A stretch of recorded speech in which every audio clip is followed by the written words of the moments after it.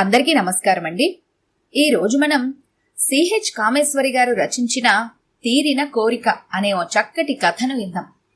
ఇక కథలోకి వెళ్దాం. చెప్పు జానకి, నీ కోరికేమిటో? మరింత లాలనగా అడిగాడు శ్రీధర్ జానకిని మరోసారి సుతారంగా చంపని ముద్దాడుతూ. జానకి తల వంచుకుని సిగ్గుగా నవ్వుకుంటోంది. కాని మనసులోని మాట పైకి చెప్పలేకపోతోంది. ఎలా చెప్తుంది? అసలే కొత్త పెళ్లి కూతురు. మధురానుభూతులు అందించిన మగడి సాన్నిహిత్యం గుండెల్లో గిలిగింతను, శరీరానికి చెమరింతను కలిగిస్తోంది. తొలిరాత్రి వరకు పదిలపరిచిన అందాన్ని, పవిత్రమైన కన్యత్వాన్ని భర్తపరం చేసిన ఆ నూతన వధువు మనశ్శరీరాలు గాల్లో తేలుతున్నంత పరవశాన్ని కలిగిస్తున్నాయి. జానకికి తొట్రుపాటుగా ఉంది. తనకింతవరకు తల్లిదండ్రుల వల్ల తీరని కోరికలు ఏమైనా ఉంటే చెప్పమంటున్న భర్త మంచితనం ఆమెకి మునిగి తేలుతున్న భావాన్ని కలగజేస్తోంది. కన్నవారి వల్ల తీరని కోరికలు కట్టుకున్నవారు తీరిస్తే ఆ భార్యకి జీవితాంతం ఒక తీపి గుర్తుగా మిగిలిపోతుంది అని శ్రీధర్ ఫ్రెండ్ చెప్పాడట. అందుకే ఇందాకటి నుండి బ్రతిమాలుతున్నాడు శ్రీధర్ జానకి కోరిక ఏమిటో చెప్పమని. కాని ఎలా చెప్పాలి? తన కోరిక వింటే నవ్వుతాడో ఏంటో, లేదా చిరాకు పడతాడో అని భయంగా ఉంది జానకి. అసలు తన కోరికని తనని కన్నవారే ఆమోదించలేదు, ఇంకా తన భర్త మాత్రం ఏం ఆమోదిస్తాడు అనుకుంది జానకి. అసలు జానకి కోరిక ఏమిటంటే, హాలీవుడ్ తార గ్రేట్ బార్బెట్టాలాగా, మోడల్ గర్ల్ పెర్సిస్ కంబట్టాలాగా గుండు చేయించుకోవాలని, చక్కగా మోడర్న్ డ్రెస్సులు వేసుకోవాలని, అందరి దృష్టిలో విభిన్నమైన తన టేస్ట్ కి గుర్తింపు రావాలని కోరిక. పాష్గా తిరగాలని, తర్వాత క్రాఫ్ వచ్చాక ప్యాంటు షర్టు వేసుకుని మగాడిలాగా కొన్నాళ్లు తిరగాలని, ఆ తర్వాత బాబ్డ్ హెయిర్ తో ఫన్నీగా ఉండాలని, చక్కగా స్లీవ్లెస్ జాకెట్లు, పంజాబీ డ్రెస్లతో మోజుతీరా తిరిగాక ఆ తర్వాత అచ్చమైన ఆంధ్ర అమ్మాయిలాగా మిగిలిపోవాలని మహా ఉబలాటం తనకి. ఆ గెటప్స్ అన్నింటితో ఒక స్పెషల్ ఆల్బమ్ తయారు చేయించుకొని దాచుకోవాలని మహా కోరిక. తన వృద్ధాప్యంలో తనకి తీపి గుర్తుగా మిగలాలన్న తన కోరిక సంగతి తెలియగానే అమ్మ తన మీద విరుచుకుపడింది. నీకేమొచ్చిందే, ఇటువంటి పాడుబుద్ధులు పుడుతున్నాయి? అంత అందమైన తలకట్టుని నాశనం చేసుకుంటానని అనడానికి నోరెలా వచ్చింది? అసలు శిరోమండనం ఎవరు చేయించుకుంటారో తెలుసా అని దుమ్మెత్తిపోసింది. సెంటిమెంటల్ గా అన్నయ్యలు, వదినలు, అక్కలు, బావలు అందరూ తన కోరిక తెలిపి ముందు నవ్వడం, ఆ పైన తిట్టడం, తర్వాత లెక్చర్స్ ఇవ్వడం. నాన్నగారికి భయమేసినట్లుంది. ఏదో ఒక క్షణాన ఏ బ్యూటీ పార్లర్లోనూ చేయించుకొచ్చేస్తుందని. అందుకే తన మీద ప్రమాణం చేయించుకున్నారు అటువంటి పనులు చేయొద్దని. దాంతో తన కోరిక సంగతే మర్చిపోయింది. ఇప్పుడు పనిమాల భర్త గుర్తు చేశాడు. ఎలా చెప్పాలి అనుకుని తటపటాయించి ఎలాగో కష్టపడి తన కోరిక ఏమిటో చెప్పింది జానకి. జానకి కోరిక విన్న శ్రీధర్ ముందు విస్తుపోయాడు. ఆ పైన పక్కలోనే నవ్వాడు. ఆ తర్వాత కొంచెం దిగులుగా, అన్యాయం జానకి, ఏదైనా కోరిక కోరుకోమంటే ఇటువంటి కోరిక నువ్వు కోరేది?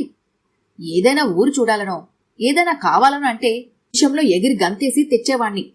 అటువంటిది గుండు చేయించుకుంటానడం భావ్యమేనా? అసలు నీ అందమైన జడ చూసే నిన్ను పెళ్లి చేసుకున్నాను.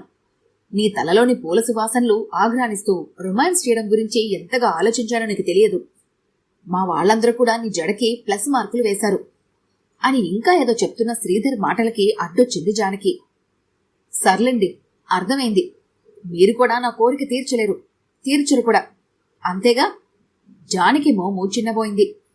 అది చూసి శ్రీధర్ కంగారు పడిపోయి, అది కాదు జానీ, పోనీ ఒక పని చేద్దాం.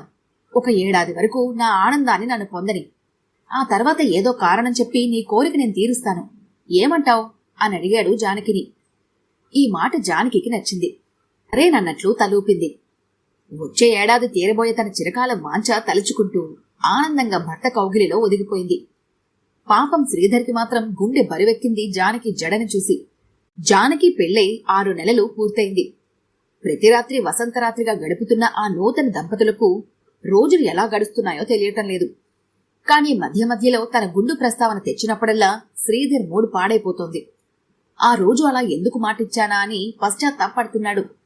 ఇంట్లో అందరూ జానకి ఒత్తైన బారైన జడని చూసి ఎంతో ముచ్చట పడుతున్నారు. అటువంటప్పుడు జానకి ఇలా గుండు చేయించుకుంటే ఎలా? సరే, గుండంటే ఏదో మొక్కు తప్పలేదు అని చెప్పవచ్చు. కాని జానకి అమలుపరుస్తున్న ఫ్యాషన్ తమ ఇంట్లో అస్సలు ఒప్పుకోరు. తనకే జానకి ఎలా ఉన్నా అందంగా ఉంటుంది, వంటి గెటప్ పైన తనకి నచ్చుతుంది కూడాను. ఆ దిలాసతోనే జానకికి అంత పట్టుదల. అక్కడికి తను చెప్పాడు, మార్కెట్లో రకరకాల విగ్స్ దొరుకుతాయి, నీకు కావలసినవి తెప్పిస్తాను, ఆ గెటప్లతో నీ ఆల్బం తయారు చేసుకొని. జానకి వింటేనా, మాట ఇచ్చారు, తప్పకుండా నిలబెట్టుకోండి అంటుంది మొండిగా. ఇక ఏదైనా అందామంటే కొత్త పెళ్ళాం కొత్త గుర్రం రెండూ ఒకటే, మచ్చిక చేసుకోవడంలో ఏమైనా తేడా వస్తే వైల్డ్గా తయారవుతాయి అని చెప్పిన ఫ్రెండ్ మాట గుర్తొచ్చి శాంతం వహిస్తున్నాడు శ్రీధర్. ఇలా శ్రీధర్ భయపడుతున్న తరుణంలో జానకి నెల తప్పింది. ఆ విషయం అందరికీ ఆనందం కలిగించింది, ఒక్క జానకికి తప్ప. ఇదంతా భర్త కుట్ర, అడగ్గానే కాదనకుండా అలాగే అని ఇప్పుడు ఇలా అడ్డు కల్పించాడు అనుకుంది కచ్చిగా. శ్రీధర్తో అలానే పోట్లాడింది. శ్రీధర్ ఒళ్ళు మండి, ఇప్పుడైతేనే చేయించుకో గుండు అన్నాడు నొక్కి పలుకుతూ. జానకికి ఏమనాలో తోచలేదు. తన ఈ కోరిక కోరింది ఎందుకు? తన ఫిజిక్ అన్నింటికీ సూట్ అవుతుంది, అందుకే తీర్చుకోవాలి అనుకుంది. కాని ఎత్తైన కడుపు పెట్టుకుని ఏ ఫ్యాషన్స్ అనుకరిస్తుంది అనుకుని డెలివరీ అయ్యాక తన ఫ్యాషన్స్ అమలు పరుస్తాననుకుంది జానకి. హమ్మయ్యా అని కొంచెం తేలిగ్గా ఊపిరి పీల్చుకున్నాడు శ్రీధర్. అసలే సాంప్రదాయాల కుటుంబాలు తమవి. కడుపుతో ఉన్నప్పుడు గుండు చేయించుకుంటే చేయించుకున్న జానకికి ఒప్పుకున్నందుకు తననే దుమ్మెత్తిపోసేవారు. తాత్కాలికంగా ఈ ఆపద తప్పింది అనుకున్నాడు శ్రీధర్. మానవులు ఆలోచిస్తే దేవుడు అమలు పరుస్తారు అన్నట్లుగా జానకికి 3వ నెల వచ్చేసరికి ఓ వింత సమస్య మొదలైంది. అదేమిటంటే జానకికి రోజు కాస్త కాస్త చొప్పున జుట్టు ఊడిపోవటం మొదలుపెట్టింది. అది కూడా కుచ్చులు కుచ్చులుగా, పాయలు పాయలుగా రోజుకి గుప్పిడి గుప్పిడి చొప్పున ఊడిపోసాగింది. అది గమనించిన జానకి భయపడిపోయింది. ఆ జుట్టు ఊడినంత మేర గుండ్రంగా బట్టతలలా నున్నగా పుర్రె కనిపిస్తోంది. సరిగ్గా వారానికల్లా పైనంతా ఖాళీ అయిపోయింది. పేను కొరుకుడేమో అని భయపడి భృంగామలక తైలం, మందార తైలం అన్నీ రుద్ది లాభం లేక చివరికి డాక్టర్ని సంప్రదించారు. ఆయన పరీక్షలన్నీ చేశాక చాలా తక్కువ మందికి సమస్య ఎదురవుతుంది, ఉన్నప్పుడు జుట్టంతా ఊడిపోయి డెలివరీ అయిన 3వ నెల నుంచి తిరిగి వస్తుంది, దీనికి మందులు లేవు అని చెప్పాడు. అది విన్న జానకి తట్టుకోలేకపోయింది. బెంగతో అన్నం నీళ్లు మానేసింది. భర్త అత్తగారు చీవాట్లు పెట్టి ధైర్యం చెప్పారు. వారెంత చెప్పినా జానకికి దిగులు వచ్చేసింది. ఏంటిది, నేనెలా కోరుకున్నాను, చివరికి ఇలా జరగడం ఏమిటి? అద్దంలో చూసుకుంటే భయం వేస్తోంది. బట్టతలలా నునుపుగా మెరిసే బుర్ర మీద అక్కడక్కడ పుంజిడు పుంజిడు జుట్టు, వెనకాల మృత్యుల గుంటపైన నున్నగా ఎలక తోకలా పొడవుగా ఒక గుప్పెడు వెంట్రుకలు. ఇదేనా తన కేశ సంపద? తనకే ఇంత అసహ్యం వేస్తోందే, తన భర్తకి మిగిలిన వారికి తనని చూసి ఇంకంత అసహ్యం వేస్తోందో అని మనోవ్యాధి పెట్టుకుంది జానకి. విషయం తెలిసి వచ్చి జానకి తల్లి అనసూయ జానకికి ధైర్యం చెప్పి ఆ పైన జానకిని తిట్టిపోసింది. అందుకే ఎప్పుడు మాట్లాడినా మంచి మాటలు మాట్లాడాలి, ఇప్పుడు చూసినా గుండు చేయించుకుంటాను అని ఎగిరేదానివి. ఆ దేవుడే చేసి పారేశాడు, ఇక నుండైనా వెర్రిమొర్రి మాటలు మాట్లాడుకు. ఆడదానికి అసలు అందం జుట్టు, అలాంటి అందమైన జుట్టు పోతేగాని దాని అందం తెలిసి రాలేదు నీకు అని సన్నసన్నగా మందలించింది. తన శ్రీమంతం చేస్తానంటే ససేమరా ఒప్పుకోలేదు జానకి. చివరికి ఫోటోలు వీడియోలు ఏమీ ఉండవని హామీ ఇచ్చి శ్రీమంతం జరిపారు జానకికి. ఆ మిగిలిన ఎలకతోక వంటి వెంట్రుకలకే సవరం పెట్టి జడవేసి పూలదండని చుట్టారు. పైనంతా గుండు, వెనకాల పూలజడ, పట్టుచీరతో వింతగా కనిపించే జానకిని చూస్తే అందరికీ నవ్వొచ్చింది. కాని ఎవరూ నవ్వకుండా జాగ్రత్త పడ్డారు. తన వాలకాన్ని బట్టి ఎక్కడికి రానని జానకిని పట్టుబట్టి బయటకు తీసుకెళ్లేవాడు శ్రీధర్. జానకి కోసం పెద్ద సిల్క్ రుమాలు తెచ్చాడు. దాని స్కార్ఫ్ లాగా కట్టుకునేది జానకి. సడన్ గా జానకిని చూసిన వారెవరో జానకిని గుర్తుపట్టేవారు కాదు. గుర్తుపట్టాక వివరాలు అడుగుతూనే సన్నసన్నగా నవ్వుతూ ఉండేవారు. అది చూసి ఉక్రోషంగా ఉండేది జానకికి. దానికి సాయం జానకి చిన్నబావ అననే అన్నాడు. మీ ఆయన చాలా మంచివాడే జానకి, అదే నేనైతేనా నిన్ను ఎప్పుడో వదిలేసేవాణ్ణి అని అంటున్నా చిన్నబావని ఏక నొక్కాలన్నంత కసి పుట్టుకొచ్చేది. పూర్వం తన కోరిక తెలిసిన వాళ్ళందరూ పోనీలే నీకెలాగూ గుండంటే ఇష్టమేగా అని సన్నాయి నొక్కులు నొక్కుతున్నారు. ఇవన్నీ వింటున్న జానకికి ఒకటే ఆలోచన, ఎప్పటికైనా తన జుట్టు తనకొస్తుందా?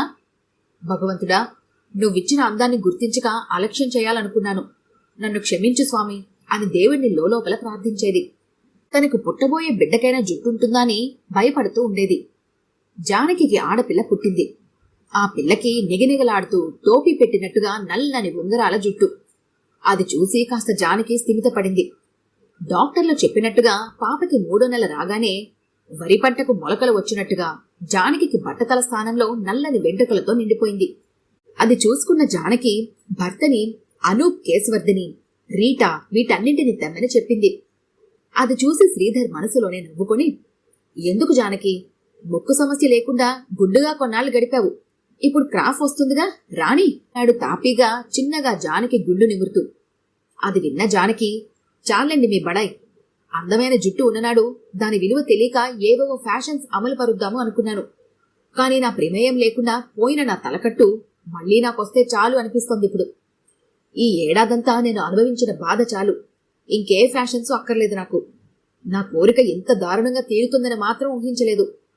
అందరూ నన్ను వింత వింతగా చూడటం, నన్ను చూసి నవ్వుకోలేక చావటం, సానుభూతి వ్యక్తం చేయడం భరించలేక చచ్చాను. అయినా ఇప్పుడు నేను అనుకున్న ఫ్యాషన్స్ అమలు చేశాననుకోండి, జుట్టు మొత్తం ఊడిపోయిందిగా పాపం, అంతకంటే మరేం చేస్తుంది అనుకుంటారు. నాకది ఇష్టం లేదు అని అంటున్న భార్య మాటలకి హమ్మయ్యా అని తేలిగ్గా నిట్టూర్చాడు. దెబ్బకి అమ్మాయి గారి గుండు సరదా తీరిపోయింది అనుకొని మనసులోనే నవ్వుకున్నాడు శ్రీధర్. భార్యమని రాసిచ్చిన లిస్టు తీసుకుని బజారుకి బయలుదేరుతూ. ఈ కథ గనుక మీకు నచ్చినట్లయితే లైక్ చేయండి, షేర్ చేయండి. మరిన్ని ఇంట్రెస్టింగ్ కథల కోసం మా ఛానల్ని తప్పకుండా సబ్స్క్రైబ్ చేసుకోండి.